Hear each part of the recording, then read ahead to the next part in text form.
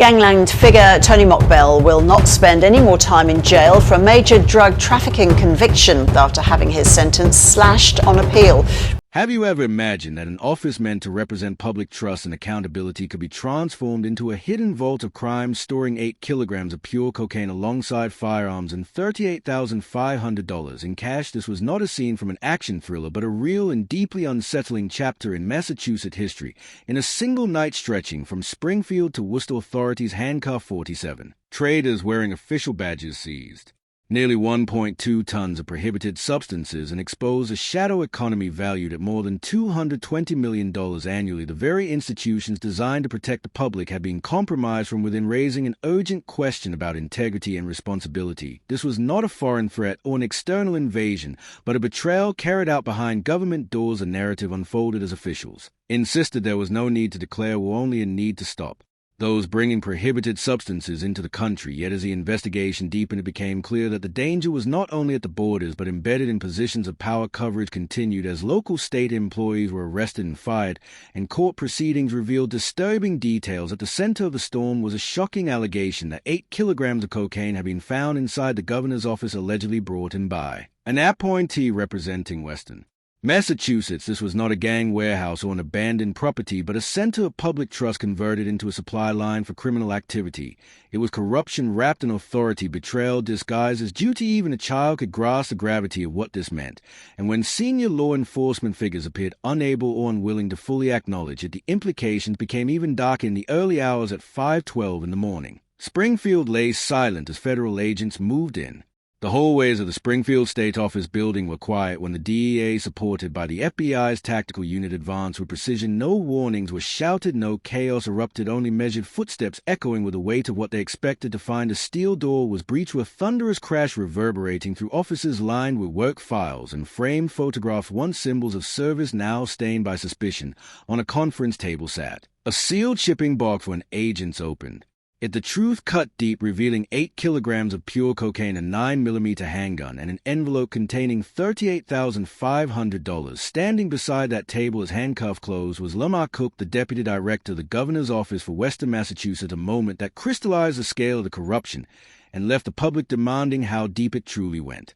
A man paid to serve the public, a man who once spoke confidently about integrity and responsibility in front of cameras, now stood exposed, caught with enough cocaine to flood multiple cities. Yet this was never just another drug arrest, because when the people entrusted to protect the system become the ones poisoning it, the damage cuts far deeper. After Lamar Cook's arrest, the investigation accelerated as the DEA's digital forensics team seized a laptop from his desk and immediately noticed something that did not belong inside a government office: advanced encryption, triggering instant alarms. The FBI's cyber unit worked relentlessly for hours, and when the final layer unlocked, the case transformed from a single act of corruption into a sprawling criminal conspiracy. The screen revealed encrypted shipping manifests, detailed schedules, and carefully coded notes documenting 14 months of coordinated trafficking. What emerged was staggering: gangs producing methamphetamine pills disguised as Adderall, along with fentanyl, cocaine, and crystal meth flowing steadily through official channels. This was no longer a routine bust, but a full-scale criminal enterprise operating from the heart of government itself. Evidence linked the operation to supplies originating in Mexico and tied it to a broader federal campaign targeting cartel activity. With over 500 pounds of prohibited substances already seized, 19 confirmed shipments, each weighing between 8 and 20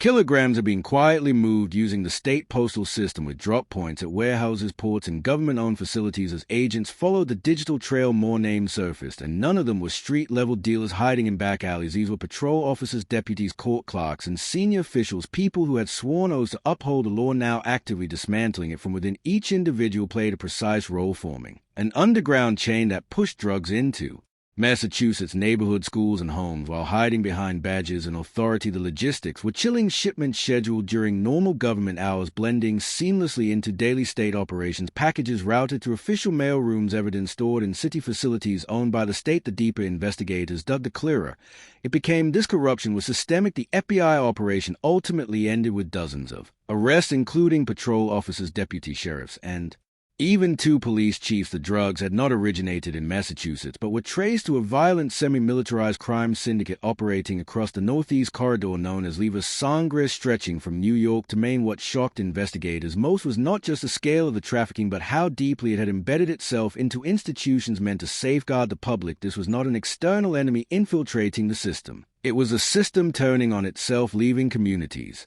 to question how many more guardians had already crossed a line, and how long this betrayal had been hiding in plain sight. This was a system rotting from the inside out, where badges, positions, and sworn oaths once meant to protect the public had been weaponized against it, and the question was no longer who was involved, but how far the network truly spread, because this was the point where quiet investigations ended and open confrontation began inside the Federal Command Center outside Worcester at 3:50 in the morning. A massive digital map of Massachusetts glowed with red markers, each one representing a storage unit, safe house, parking lot, distribution, apartment, or covert meeting site where cartel operatives blended seamlessly into ordinary neighborhoods. The scale was undeniable. This was not just a drug case, it was an entire criminal infrastructure embedded in daily life. At 4:03, a single command appeared on the secure screen: action all units, and within seconds FBI, DEA, and state tactical teams deployed across 5 counties. Simultaneously, 14 targets, 14 minutes, no warnings, no escape. In Lowell, armored vehicles halted outside a 2-story auto repair shop that looked harmless to anyone passing by. Agents stacked at the door, breach charge flashed white, and the steel entrance collapsed inward. Inside, suspects reached for weapons, but were overwhelmed instantly as stun grenades detonated as shockwaves slamming against concrete walls. If 8 kilograms of pure cocaine, firearms, and cash could be hidden inside the governor's office, the place people trusted without question, then how many other shields are being quietly tarnished by the very hands meant to hold them? The truth was unavoidable. This was only the beginning. And with every layer uncovered, another betrayal came into view. In Springfield, a warehouse disguised as an agricultural distributor revealed a far darker reality. Beneath tarps and false walls, agents uncovered 200 pounds of cocaine and 90 pounds of fentanyl, sealed, stamped, and staged for transport, ready to poison communities across the state. The operation escalated rapidly. In Worcester, surveillance cameras inside a parking garage detected sudden movement as a suspect armed with a rifle attempted to flee through a rear alley, but escape was already impossible. The perimeter tightened instantly, every move counted with precision and force. Above the city, Black Hawk helicopters thundered overhead, their rotor blades rattling rooftops and windows as tactical units closed, and a command boomed through a loudspeaker ordering the suspect to drop the weapon and surrender. Because the net had fully closed, this was no longer a covert cleanup or a silent takedown. It was a full-scale assault on corruption that had burrowed into government institutions, law enforcement, and public infrastructure. For years, the storm had arrived, and what it revealed was terrifying. Not just how powerful the network had become, but how long it had operated in plain sight, leaving one final question hanging in the air: how deep does it really go? The suspect didn't comply. Instead, he kept firing. The alley erupted in close quarters. Gunfire, muzzle flashes illuminated the brick walls, and rounds sparked off the sidewalk. DEA agents took cover behind a nearby wall, while 2 FBI agents advanced, disciplined and deliberate. Short bursts of fire, controlled breathing, no panic, just precision. After 9 tense minutes, the street fell silent. 3 suspects lay motionless on the ground, while 2 others surrendered, their hands shaking as reality sank in. The escape route they once relied on was gone. The fight was over. By dawn, the scale of the operation was undeniable. 47 arrests, 1.22 tons of prohibited substances seized from multiple locations, 129 firearms, including illegally modified rifles and foreign imports, dozens of phones, and encrypted ledgers filled with initials and payment logs. News helicopters circled overhead as residents watched in stunned silence from their windows across the state. One unavoidable truth became clear: this was no small-time operation. This was an empire operating right next to home, schools, and businesses. The very fabric of the community had been infiltrated, and the reality of corruption was laid bare for all to see. The damage was deep, but the fight was far from over, and for the first time it was beginning to weaken. Yet the raid did more than disrupt the operation. It left traces that would unravel the entire underground map. When the smoke cleared and suspects were led away in cuffs, the real work began. The raid was only the front door. The true architecture of the network remained hidden, woven through businesses, homes, and agencies that appeared ordinary on the surface. Inside the Boston Federal Analysis Center, walls lined with screens displayed evidence gathered overnight as agents, analysts, financial crime experts, and cyber teams worked together, mapping corruption everywhere. Every seized file, every copied hard drive, every encrypted message decrypted line by line pushed investigators closer to the true heart of the operation. And as the data unfolded, a different kind of map began to emerge, not a street map, but a map of powerful major distribution corridors ran straight through Massachusetts, each carefully concealed inside legitimate logistics companies, trucks hauling produce hardware, construction supplies, anything that allowed sealed containers to move freely.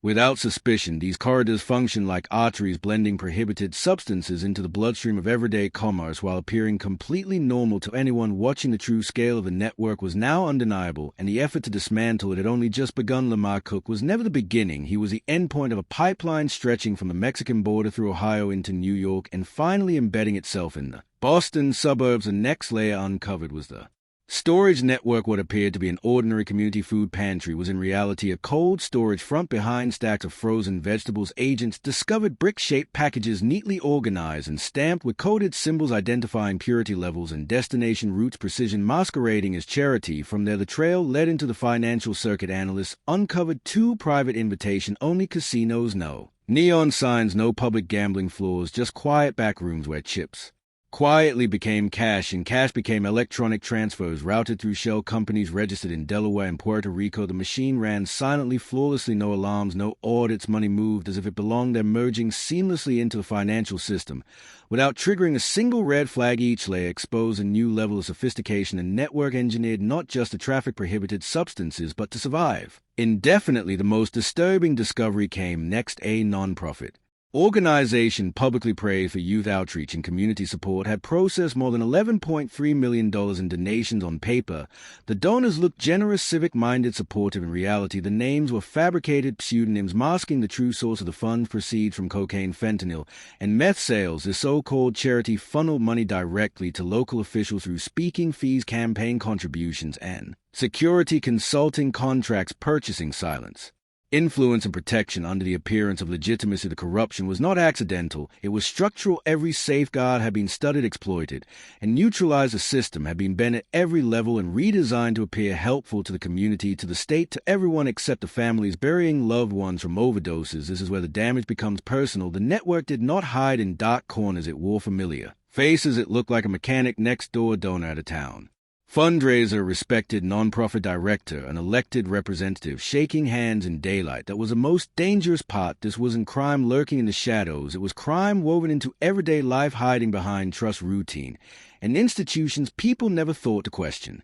This is how the laundering machine survives, not through raw violence alone, but through trust quietly purchased piece by piece until the very institutions meant to protect the public are hollowed out from within. When the final pin is placed on the investigation board, the room falls silent because the scale of what has been uncovered is undeniable. $220 million in annual profits, thousands of households impacted, and multiple agencies compromised from the inside. And just as investigators believe every layer has been exposed, a deeper connection emerges, a wider conspiracy stretching further into the heart of power, proving the investigation has only scratched the surface. The truth, no matter how unsettling, is still waiting to be fully revealed. Analysts identify weak points, recurring patterns, and critical locations where the entire operation depends on a small number of active individuals, and those pressure points become the key. Although the empire appears massive, it is thin at crucial junctions, and those junctions can be broken. A decision is made. The next phase will not be observation, it will be removal. The shield has been tainted, and now it will be cleansed. The raid mapped the network clearly, but the hardest part is just beginning, because the cartel's greatest weapon is not the drugs it moves, but the people it entangles. At dawn, unmarked federal vans roll toward police stations, city halls, and administrative offices across Massachusetts, and the operation expands. And with the fight is no longer only about prohibited substances, it is about dismantling a system that allowed an empire to thrive behind legitimacy and routine. This is not a chaotic assault, but a precise, unavoidable surgical action. At the Worcester District Station, officers begin their routine morning briefing when federal agents enter holding arrest warrants. No weapons drawn, no raised voices. A 23-year veteran lieutenant freezes as his badge and service weapon are quietly removed. A detective once praised for reducing crime lowers his head as a cold click of handcuffs echoes across the room. Nearby, a procurement official goes still as envelopes containing falsified funds are laid on the table one by one. The illusion collapses in real time. This is a moment where trust fails, corruption is forced into daylight, and the state is confronted with a single reality: the battle for integrity has only just begun. By noon, 17 police officers, 2 city administrators, and 1 state procurement advisor were detained as the scale of the corruption began to unfold, and the system itself trembled under the weight of betrayal.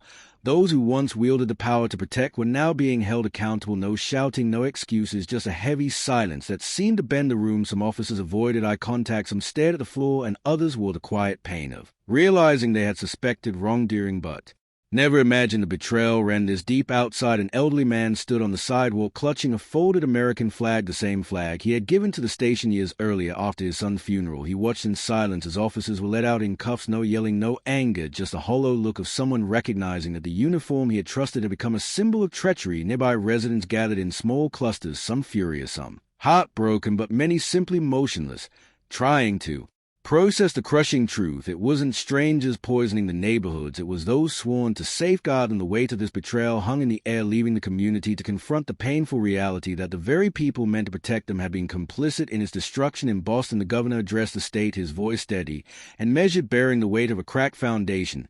If the badge is used to harm the people, the shield is broken, he said, and when the shield breaks, we fix it. We do not look away. In response, the Integrity Review Task Force established an independent bureau granted full authority to audit police departments, government offices, financial transfers, and procurement chain connected to public agencies. A mission was clear: restore trust where it was stolen, rebuild institutions where they had been abused. The message was firm: the fight for integrity was just beginning, and there would be no turning back. Protect the community where trust had been betrayed. It would not be quick or simple, but it had begun. The Cook arrest, once thought isolated, revealed how close the darkness had come, and now Massachusetts refused to look away. The shield would stand again, clean, unbroken, and overseen by those who refused silence. When the last door closed, a final ledger was logged and badges were sealed in evidence bag. Massachusetts stood in a moment of quiet reckoning, not victory, not relief, but something heavier, more real, because what had unfolded was never simply about cocaine, cash, or seized weapons. It was about a system corrupted and a community forced to confront the people it had trusted most. It was about trust, the trust that was shattered and now must be rebuilt piece by piece for the sake of those who believed in the very institutions that failed them. The bond between the people and the agencies sworn to protect them had been broken. From within, warehouse raids, office arrests, alleyway shootouts, and loading dock busts all revealed a truth that cuts deeper than the drugs themselves. The threat was not just outside the borders. It wore uniforms, operated from government offices, shook hands, and hid in plain sight. Yet the infiltrated state is fighting back. No denial, no silence, just relentless exposure, and accountability. Badges are removed, offices cleared, departments audited, and names spoken aloud without fear of who they once will. Work is far from finished, but the battle for integrity has begun, and the foundation of trust, though cracked, will be rebuilt by those who refuse to look away. From the Lamar Cook scandal to the purge of 47 traitors, Massachusetts offers a harsh lesson. Trust is never automatic. It must be verified every day. When police badges, government offices, or charitable organizations become camouflage for 1.2 tons of prohibited substances and $220 million in dirty money, the enemy is no longer the border, but inside the house. The lesson is clear: question what seems too perfect, oversee those who empower, and speak up at the first sign of corruption. Silence today becomes poison for tomorrow. Trust must be owned and fiercely protected. If we remain complacent, the institutions meant to safeguard us can become instruments of betrayal. The fight for integrity begins with each of us. Massachusetts is only the beginning. This underground empire could be hiding in your own city, disguised as uniforms or charitable organizations. 1.2 tons of drugs, $220 million in profits, and thousands of broken families are just the tip of the iceberg. The choice is yours. Do you choose the shield or silence? Comment now, shield, if you support the fight to purify silence. If you believe it should stop, like and share to spread this story, and subscribe, because the next chapter could hit your hometown. The era of looking away is over, and Massachusetts has shown what happens when trust is weaponized and justice fights back.